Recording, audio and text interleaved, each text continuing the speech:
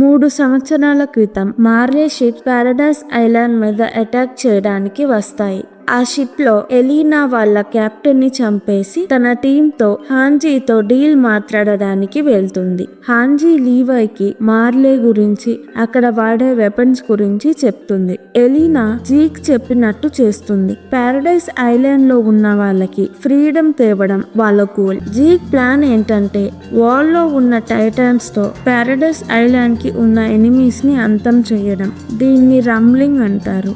Rumbling ముందు 3 పనులు చేయాలి. కొన్ని టైటాన్స్ తో చిన్నగా రంబ్లింగ్ చేసి మార్లేకి వేరే ఎనిమీస్ కి శాంపుల్ చూపించాలి. అప్పుడు ఎవరైనా పారడైజ్ ఐలాండ్ మీద అటాక్ చేయడానికి భయపడతారు. పారడైజ్ ఐలాండ్ వాళ్ళు రంబ్లింగ్ మీద ఆధారపడకుండా హీజరు వాళ్ళకి గన్స్, పెద్ద వెపన్స్ ఎలా వాడాలో నేర్పించి పారడైజ్ ఐలాండ్ ని మోడర్న్ గా చేస్తారు. హీజరు పారడైజ్ ఐలాండ్ ని మోడర్న్ గా చేసే టైంలో founding Titan royal blood Titan ని నెక్స్ట్ జనరేషన్ కి పాస్ చేయాలి.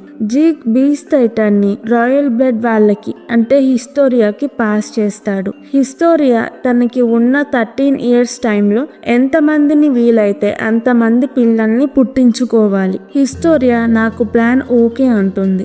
ఎరెన్ జీక్ ప్లాన్ కి ఒప్పుకోడు.